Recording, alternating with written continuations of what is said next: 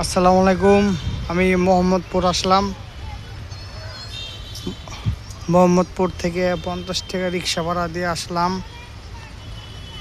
রায়ের বাজার শহীদ বৈদ্যজীবী। এটা হলাম আপনার রায়ের বাজার শহীদ বৈদ্যজীবী। এটা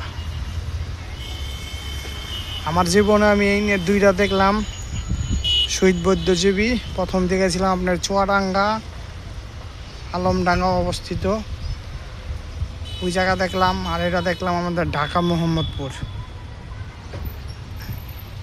তবে আমাদের ঢাকারটা হলাম আপনার বিশাল বড়, অনেক উঁচা।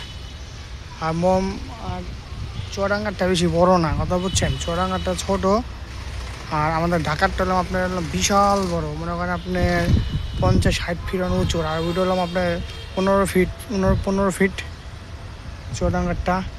তা এই দেখেন ঈদ উপলক্ষে মানুষ হালকা পাতলা ঘোরাঘুরি করতেছে।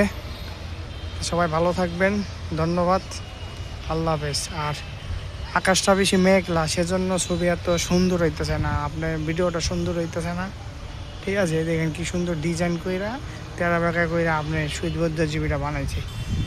এই বৈদ্যজীবী বানানোর একটা উদ্দেশ্য, মানে যুদ্ধের সময় পাক বাহিনীরা বাঙালিকে হত্যা কইরা পুইতা রাখতো।